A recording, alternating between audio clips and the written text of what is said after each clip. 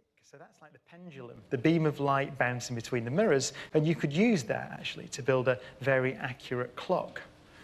Then Einstein imagined what that clock would look like if it were moving relative to us. So what I'm going to have happen is Jim is going to be moved along the stage, keep moving the clock, and then we can dim the lights and we can see what that looks like from our perspective. We're stationary relative to Jim.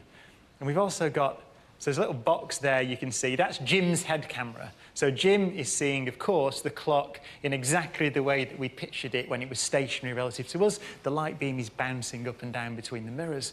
But if you look, and we've got a sort of little video effect on there so you can see the trail, you can see that the beam of light that we see is tracing out a triangular pattern across the stage. Beautiful. Thank you. Can I get off now? You can, yes. Thank you, Jim. That was a bit fast. Thank you.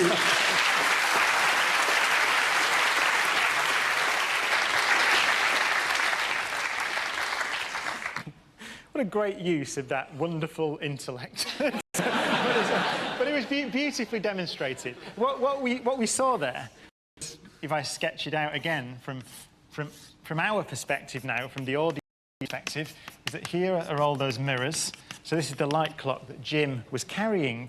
But you saw that from your perspective, watching Jim move, the light took a kind of triangular path as it bounced across the stage between the mirrors. Here is what Einstein's postulate, if you like, Einstein's suggestion that the speed of light is constant for all observers implies. See, this path is obviously longer than this path.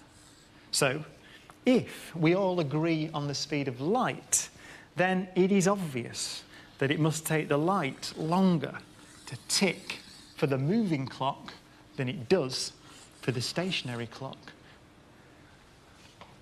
Moving clocks run slowly. This is true. Time really did pass at a different rate for Jim.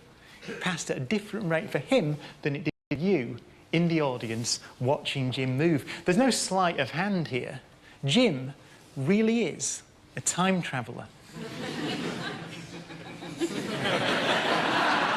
Our time is personal to us. This is what Einstein had discovered. There's no such thing as absolute time.